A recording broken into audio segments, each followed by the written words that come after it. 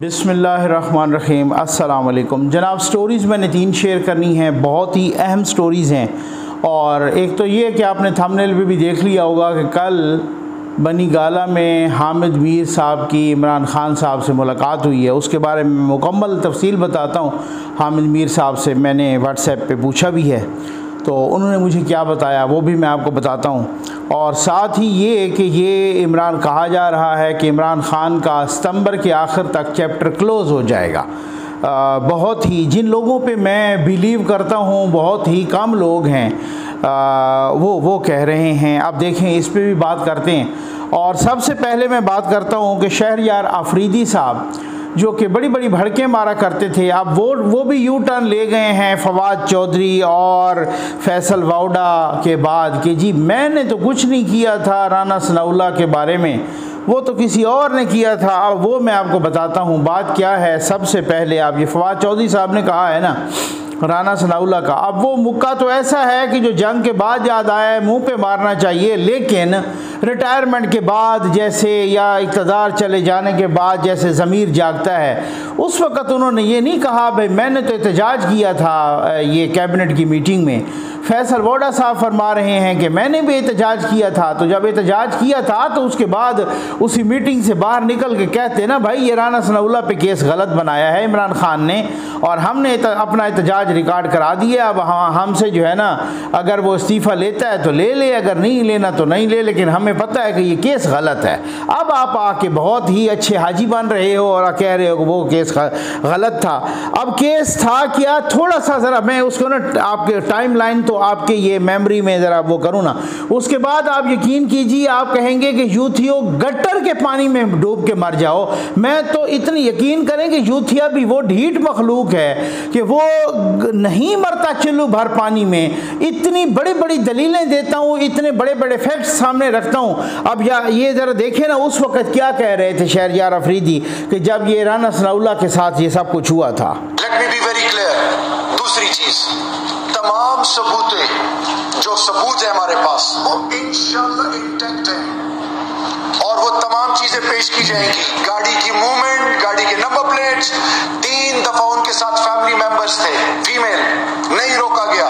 सलाम है इन पूरी इनकी फोर्स को कि इन्होंने फैमिली और हमारे जो नॉर्म्स एंड वैल्यूज को सामने रखे कि फीमेल है नहीं अभी हाथ डालना, उस वक्त हाथ डाला। और तमाम चीजें आप जो आपके ज़हन में है ना सब कोर्ट में पेश की जाएंगी। एक चीज आप ज़हन में रखें, अभी जज्बात में आके नाम ले लें और ये करें वो करें, वो जो इसमें सब कुछ कोर्ट में रखा जाएगा। कोर्ट में कुछ भी नहीं रखा नामुरादों ने, सब कुछ कोर्ट में जो आपके जहन में आ रहा है ये उनके साथ बैठ के वो जो ANF के मेजर जनरल साहब थे ये उनके साथ बैठ के कह रहे थे।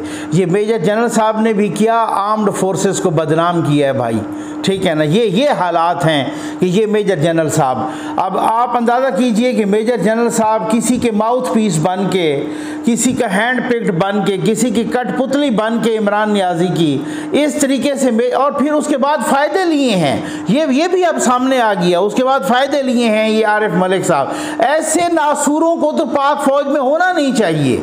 ये तो इस तरह के गंदे अंडे इनको तो उठा के बाहर फेंकना चाहिए, बल्कि इनको तो सज़ा देनी चाहिए। ये राना सनाउल्लाह साहब कह रहा है कि मैंने ऊपर की लेवल तक सारा इनकी कंप्लेंट पहुंचा दी है।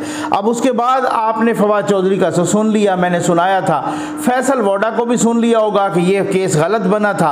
अब खुद वही जो जान अल्लाह को देनी है, इस केस को तो मैंने इतना परसू किया था, यकीन कि मैं आपको बता चुका हूँ 2 दफ़ा तो ऐसा हुआ। एक दफ़ा तो ऐसा था कि मैं पार्लियामेंट हाउस में प्रेस गैलरी में बैठा था, एक कुरान उठाने को राना सनाउल्लाह ने कुरान उठाया ना 2 दफ़ा, तो ये कुरान उठाने लगे, इनके अपने लोग भाग के इनको पकड़ा कि भाई नहीं आपने कुरान ना उठाना।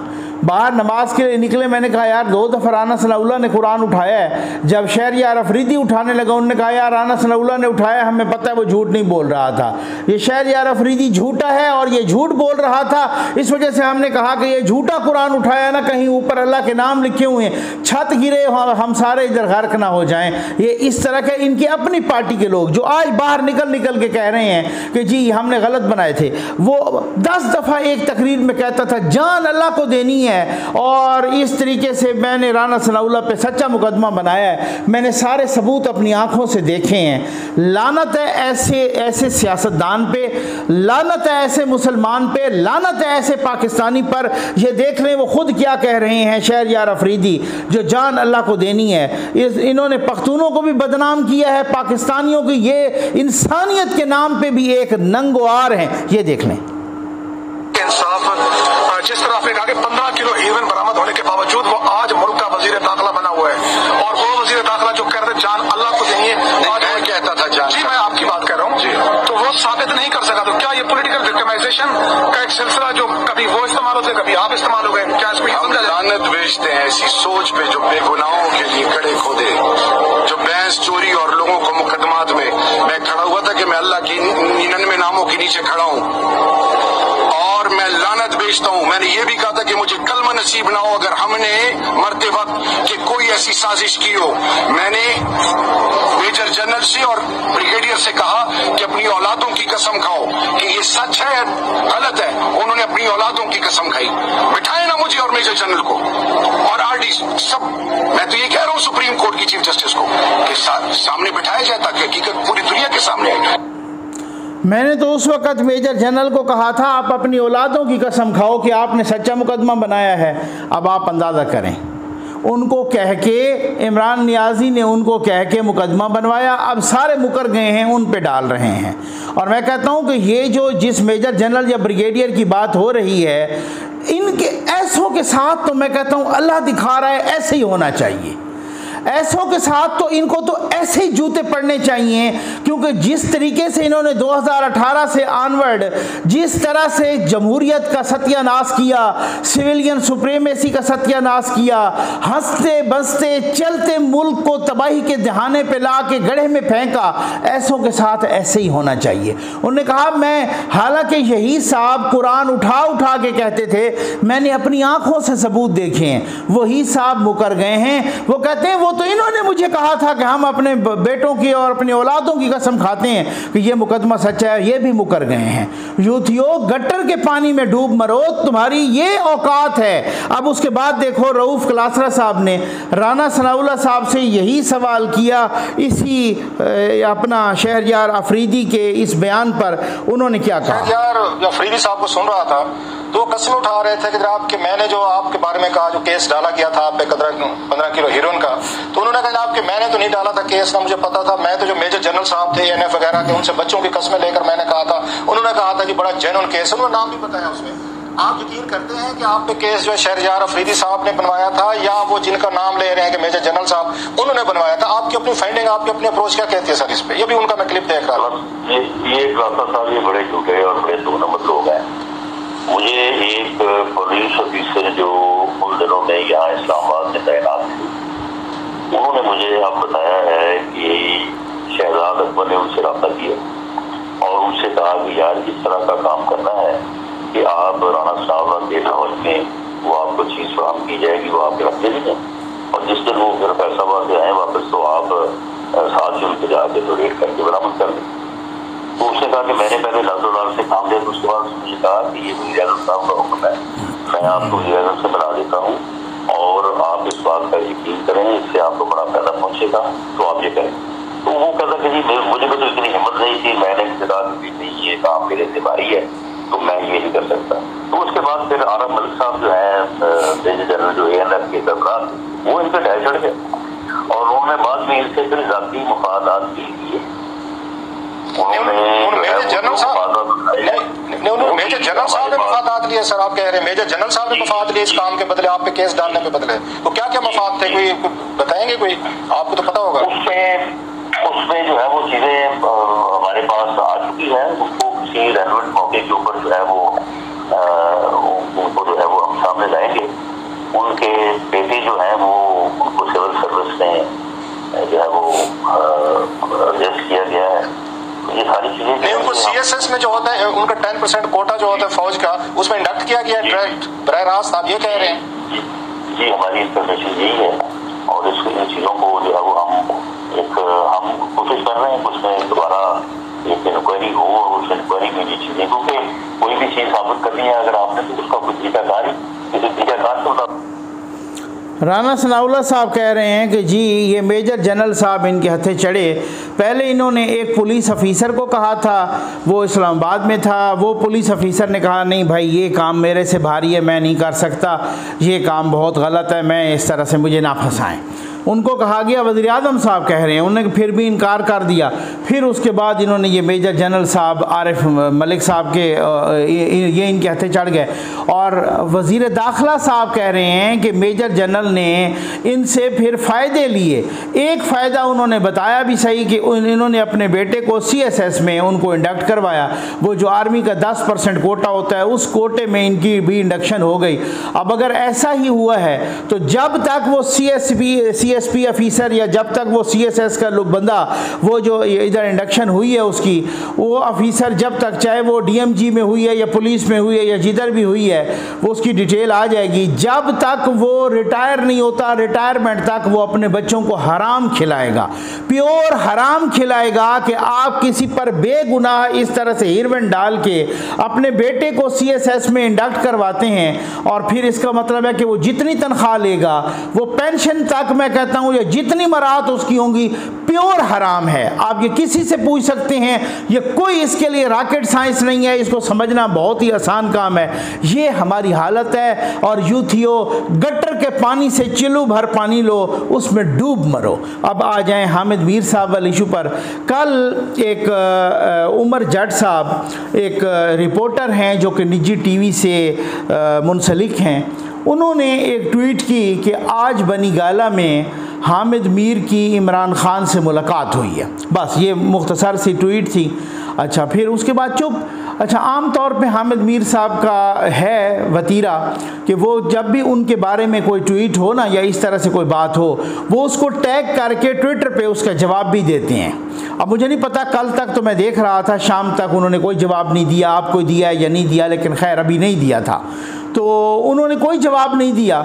मैंने व्हाट्सएप पर हामिद मीर साहब से रब्ता किया। मैंने कहा मीर साहब, इस तरीके से उमर जट साहब ने ये एक ट्वीट की है और उन्होंने कहा है कि बनीगाला में इमरान खान साहब से आपकी मुलाकात हुई है। और बाकी ज़राए से मैंने पता किया तो ज़ाहिर है वो कह रहे थे ये खुफिया मुलाकात हुई है, तो क्या आपका रद्द अमल क्या है? तो उन्होंने मुझे जवाब दिया कि जी ये एक रूटीन की मुलाकात थी और मैंने जाके इमरान खान साहब से, मेरे पास है मैसेज उनका सेव है, इमरान खान साहब से रूटीन की मुलाकात थी। और ये जो है ना मैंने मीडिया फ्रीडम से रिलेटेड उनसे मैंने बात की है, discussion media issues, media freedom से रिलेटेड इश्यूज़ पर मैंने बात की है। अब मैं हैरान हुआ, मैंने कहा आपने किस हैसियत में और उन्होंने किस हैसियत में मीडिया फ्रीडम से रिलेटेड, ये एक तो पहली बात यह है कि सहाफ़ी का किसी भी सियासतदान से मिलना कोई जुर्म नहीं है, लेकिन अगर वो मुलाकात खुफिया है तो डेफिनेटली उस पर उंगलियां उठेंगी, क्योंकि आम तौर पे सहाफ़ी किसी से भी मिलने जाते हैं तो फिर उसके बाद वो साथ ट्वीट करते हैं या बाकी को पोस्ट करते हैं या अपनी फ़ोटो शेयर करते हैं या बताते हैं या कोई कुछ न कुछ के किस हवाले से। तो ये मुलाकात खुफिया थी। जब ये मुलाकात पकड़ी गई तो फिर उसके बाद हामिद मीर साहब ने कहा कि जनाब मैं तो मीडिया फ्रीडम से रिलेटेड इशू जो है ना उनके साथ डिस्कस करने गया था। वो उन इमरान खान के साथ वो मीडिया फ्रीडम से रिलेटेड इश्यूज़ जो सबसे ज़्यादा प्रॉब्लम जियो को थी, जो सबसे ज़्यादा प्रॉब्लम हामिद मीर साहब को थी, जो सबसे ज़्यादा इनको थी, जो जिसके ज़माने में एक ऐसा फाशिज़म था कि जनाब वो मोतीउल्लाह जान से लेकर ज़फ़र नकवी से लेकर असद तूर से लेकर अबसार आलम से लेकर पता नहीं किन किन को मारा गया, घसीटा गया, अगवा किया गया, गोलियां मारी गई, सबको इस तरीके से ये सारा सूरत हाल की गई। और जिस तरीके से इनके मीडिया हाउस को ख़ुद मीर शकील रहमान साहब के साथ जिस तरह की ज़्यादती हुई तो मीर साहब को भूल गया। ये वही बात है कि उसी अतार के लौंडे से दवा लेते हैं। बहरहाल शेर कुछ और तरह का भी है, लेकिन जिस तरह से गलत उलाम है उस तरह से मीर क्या सादा हैं कि ये इसे वो थोड़ा सा उनके कलाम में कहते हैं कि ये ज़रा डिफरेंट है, लेकिन फिर भी वो कुछ भी हो तो बहरहाल मीर क्या सादा हैं कि बीमार हुए जिनके सबब उसी अत्तार के लौंडे से दवा लेते हैं। तो अपना मीर साहब भी, हामिद मीर साहब भी, ये तो उस मीर साहब की बात हो रही थी, लेकिन हामिद मीर साहब भी दवा लेने उसी अत्तार के लौंडे से चले गए कि जिनके सबब मीडिया पर एक तूफ़ान बपा हुआ, एक अजाब आया, जिनके सबब मीडिया पर जो है ना एक मुसीबत टूटी, जिनके सबब उनका अपना मीडिया चैनल जो है जियो, उस पर एक अताब आया। उनके मालिक को जिस तरीके से एक ऐसे मुकदमे में घसीटा गया और पता नहीं कितने महीने अंदर रखा गया, खुद मीर साहब को भी, इनको भी एक अनफॉलो किया उन्होंने, ट्विटर से भी और बाकी जगहों पे से भी।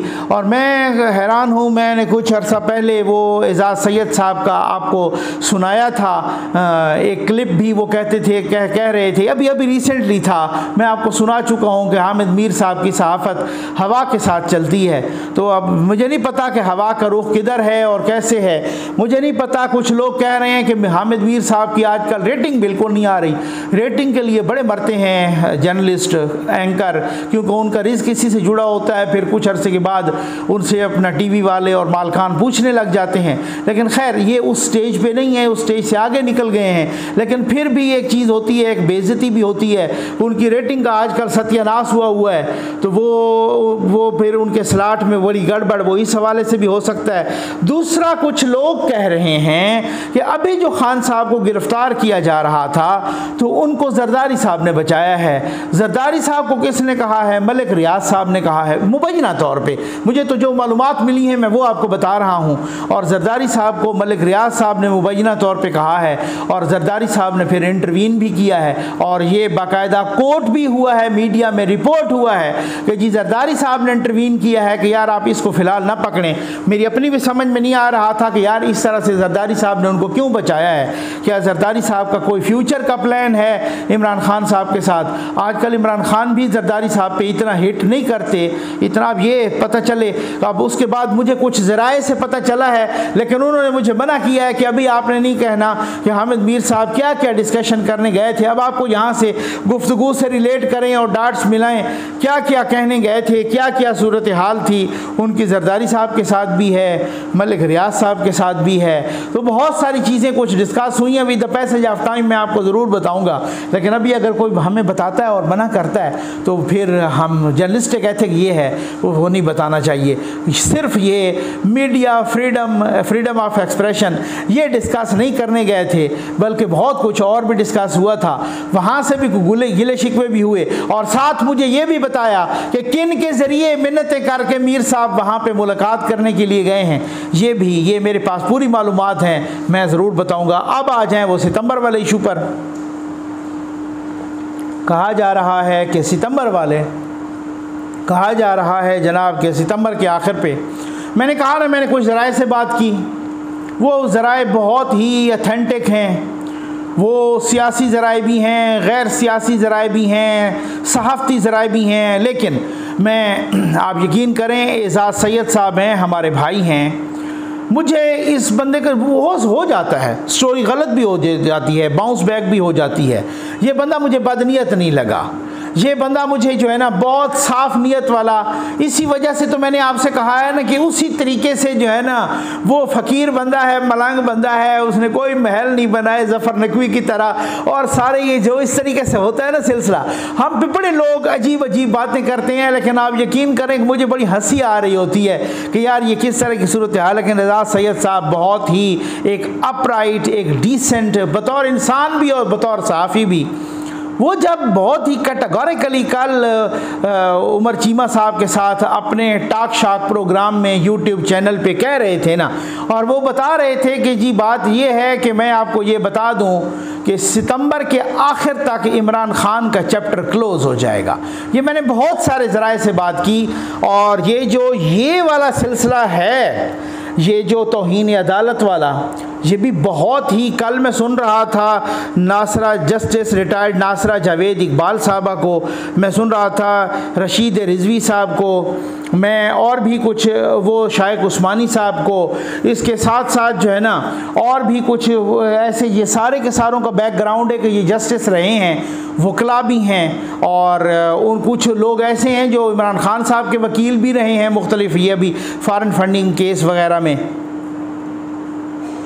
वो भी यही फरमा रहे थे कि जी ये केस बहुत मुश्किल है, ये अगर माफ़ी नहीं मांगते, माफ़ी के बाद भी कोर्ट की डिस्क्रिप्शन होती है कि वो माफ़ करती है या नहीं करती।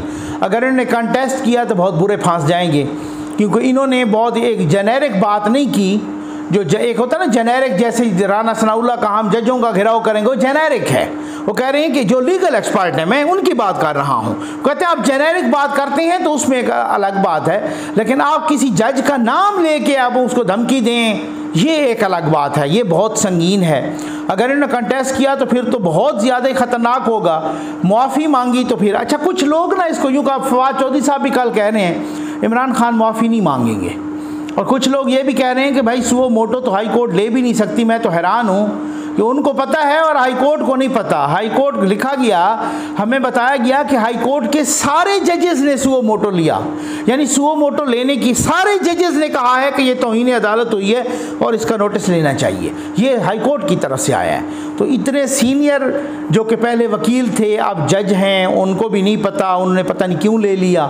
और फिर हो सकता है कोई हम ख्याल बेंच उठे सुप्रीम कोर्ट का, इसको तहस नहस कर दे सारी कार्रवाई को। मुमकिन है ना, बहुत सारी, क्योंकि बहुत सारों की बेटियों को, बहुत सारी की बीवियों को इमरान खान पसंद हैं। तो लेकिन उसके बावजूद भी, लेकिन हमने देखा कि माजी में दानियाल अजीज़ साहब ने, तलाल चौधरी साहब ने, निहाल हाशमी साहब ने, इन लोगों ने मुआफ़ी मांगी थी। उनकी मुआफ़ी को दीवार पे मार दिया गया, कबूल नहीं किया गया और उनको नाअहल करार दिया गया, उनको सज़ा दी गई।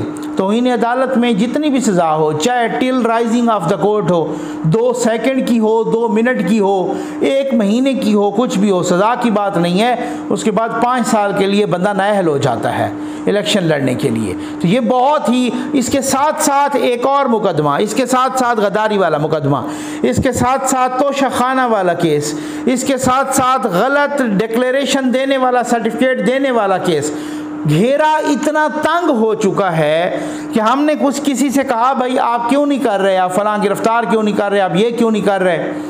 तो सितंबर के आखिर में कुछ ऐसी चीज़ें भी सामने आ रही हैं। क्यों कह रहे हैं चैप्टर क्लोज़ होगा? कुछ लोग कह रहे हैं कि ये जो आर्मी चीफ वाला इशू है ये भी सितंबर के आखिर तक सेटल होने जा रहा है। तो ये चीखो पुकार तो सारी वही है। तो देखते हैं कि होता क्या है, आपके साथ ज़रूर शेयर करेंगे। उम्मीद है आपको वीडियो पसंद आई होगी। आपका बहुत बहुत शुक्रिया।